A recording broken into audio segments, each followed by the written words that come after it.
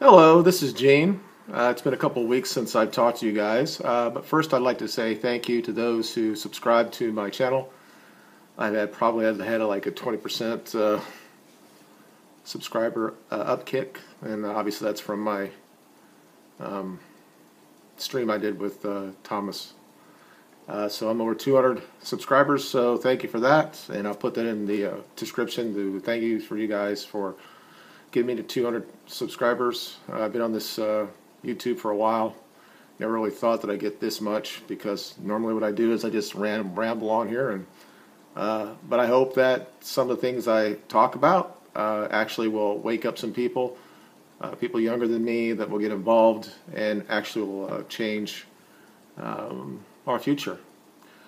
So other than saying thank you to those who maybe get over 200 subscribers, I want to talk about some of the things that's happened in the alt-right. I'm not sure how I'm going to name this video, other than the fact that I'll say 200 subscribers. Part of me really wants to say that I want to call out the alt-right as being cucks, and on one area, and that's Syria.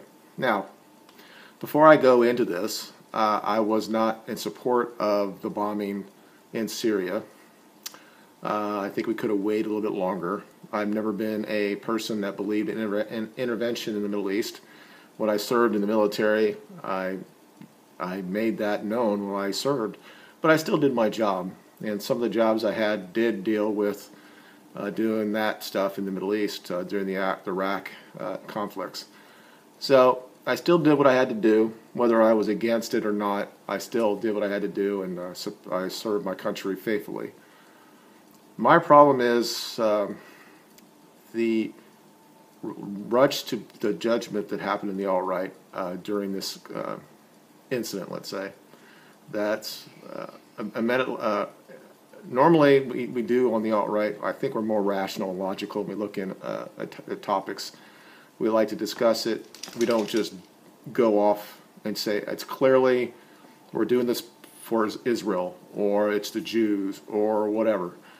There are a lot of people in the alt-right, figureheads of the alt-right, people who are basically the gatekeepers to the alt-right, that had just went crazy after he did this, or the couple days up to the eventual attack that we did on Syria, without any proof.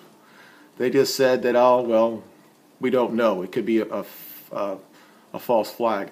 And these are people that I respect a lot. People on Red Ice, I respect. Some of the people online, some of them they're more like personalities. They're not. You can't really look at them as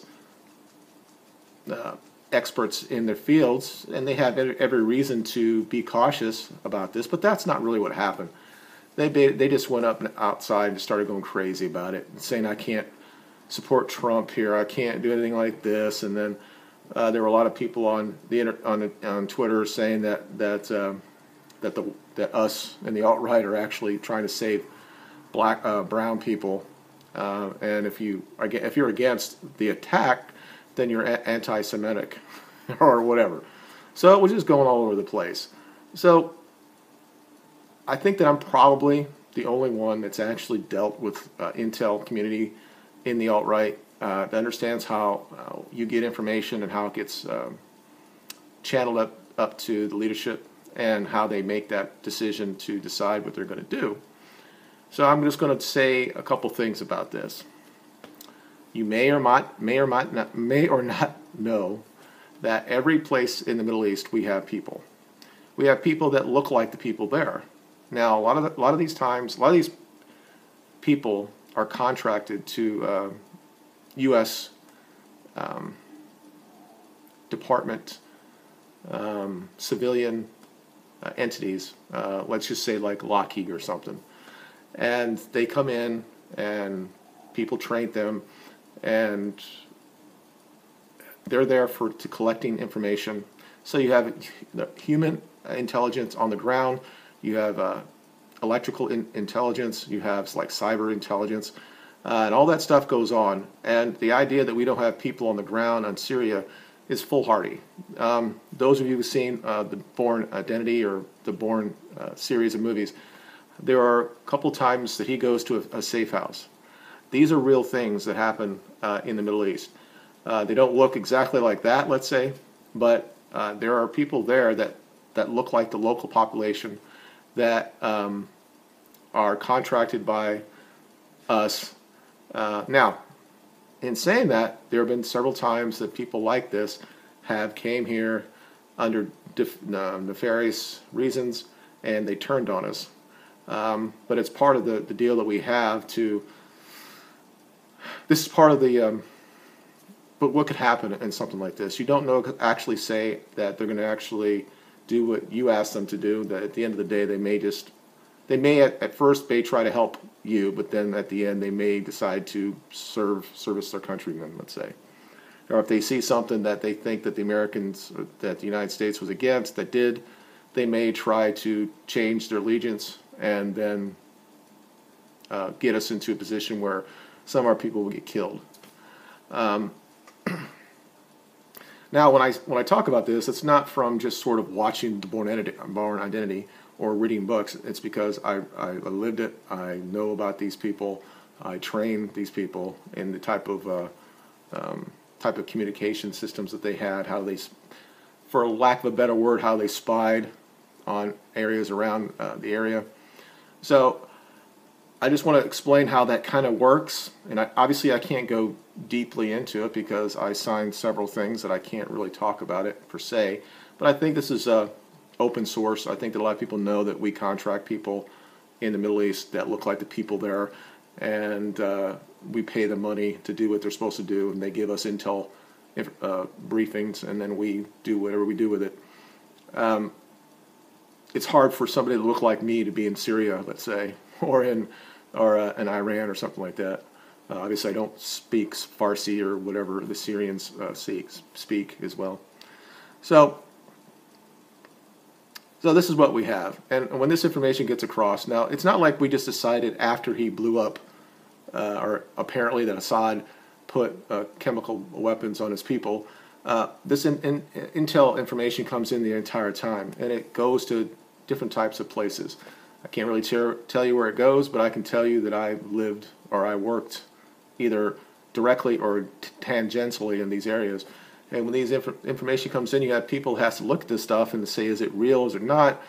Do we have other type of intel that actually confirms this stuff? And if you get a report together and it goes up, and this goes every day. And so the president at the end gets all this information. Now it might be watered down to the president's level. And the other issue thing that we have, because people continually says, and this is what really kind of upsets me, and I've talked about it before on this channel, people like in the FBI, the CIA, or the intel community as a group, they're being lumped into the political appointees and not just the collectors.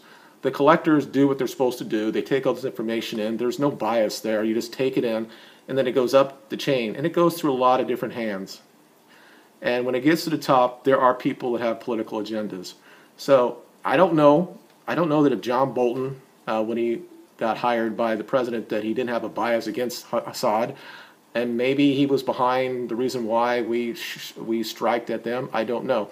But I'm telling you, the information that they got, for the most part, is unbiased. Because we have several ways that we go through, and we go through and see if this stuff has got some sort of high probability of evidence to at a certain level, 80%, 90%, 95%, 99%. You'll never get 100% unless you have video and it's clearly what it is, Now, I don't know what they have, but I do know that people on the alt-right, people online, people in the media do not have any idea what the president sees. It has no idea. So when they make these interpretations or this assumptions that we're just doing it because of something that the Jewish people want us to do it. I mean, I saw how on Twitter that was no more wars for Israel. Now, I talk about this in my phone in my house. I don't want us to spill our treasure with human or American bodies in the Middle East, and I don't want to always believe my government. but let's be 100% true here. We have no idea what they know. And if they wanted to give us the information, that's fine. But I can tell you that a lot of information that I did, you would not want to know. You don't want to know all this stuff. And this goes all the way back to Iraq, and everybody talks about no weapons of mass destruction. And at some point, I was supposed to do a video with Thomas on this about 9/11, the WMD stuff. The idea, when we still hear on Twitter and stuff that, well, their intel community was wrong about the WMDs. Well, no, they weren't. People had that. Iraq had those types of things. I didn't support us going into Iraq. I thought that was not the area we needed to go. I think if we were going to go against anywhere, it was Afghanistan to get the leader of the Taliban. And I supported that, but certainly I don't think there was any reason for us to go into Iraq. That was just a way to get in there. I don't necessarily support what Colin Powell did in Congress with the whole thing, but they clearly had it. And we had intel of this for years and years and years. And when they realized that we were coming in, they clearly did something with it, and we allowed it to happen. Now, I don't have 100% proof of that last act of them hiding everything. But I can tell you that we knew that there was stuff there, and then six or eight weeks after that, we invaded, and we couldn't find it after that. So there was a time that they could have got rid of it. Now, was it something that could actually done anything to us in the United States? No. And was it really was it a real reason to go to war with Iraq? No. And so I was against it then. It was just a part of the political side of it, to get us to get some favor and to go into this war, to get Congress to approve it. And that's just part of the people at the top of the chain. So when people talk about the intel community and says, oh, the intel community sucks and that they're all biased and all that stuff, that's just not true. Not the people that actually collect the information and puts it up. It's at least 50-50 if there's any type of political bias. It might be more conservative at the bottom of it, because these are guys that came out of the military, and they move from the military, they go into these intel communities, and most of them become conservative in nature. I mean, I work with these people. I'd never been to a place that it was 50-50. It was like 70-60 or 70-30, 80-20, that it was clearly conservative, and they didn't just change things to say we want to go to war and stuff, is what I'm saying. So the issue I have, and why I thought about calling this like a cucks of the week, is because there are a lot of people on the alt-right that just came to this position right now and said that without any proof, and it makes us look stupid. It just does. You make some assumptions because of what? Because we were gonna pull out, and that Assad had already won his, let's say, the war. So why would he do this? We don't even know who's controlling Assad. It could be Russia. We don't know. I think, personally, I think that we should have waited till they went in there and searched it. But if they had enough intel that showed that Assad had done this, I have no issue with what they did. They did a limited strike. Everybody got so upset about it, and everybody's going to get all upset. And then 2 or 3 days after that, we found out, it was a surgical strike. Nobody got hurt. All missiles found their target, and hopefully that'll stop from doing in the future.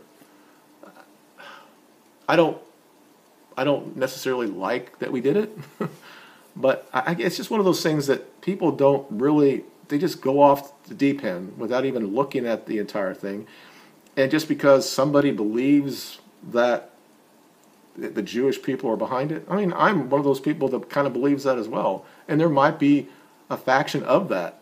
But at the same time, it shouldn't really be a huge issue of those who are talking about the alt-right. Other than the fact that if you're against war, great. You're non-interventionist when it comes to war, great. You can be that way. But we're talking about the alt-right, and everybody comes out, and I'm talking about everybody on the alt-right that I see on Twitter, and they just come out and talk about this, saying it's like World War III. I mean, we go from what it's been going on for the last 20 years in the Middle East, that we have this different times we have to just check people, and then apparently now when Trump does it, we're going to World War III because the Russians are somewhere in the area. There was never a time in the last week that I sat there saying, "Oh shit, the world's done." And there were a lot of people that came online on the alt-right basically saying this.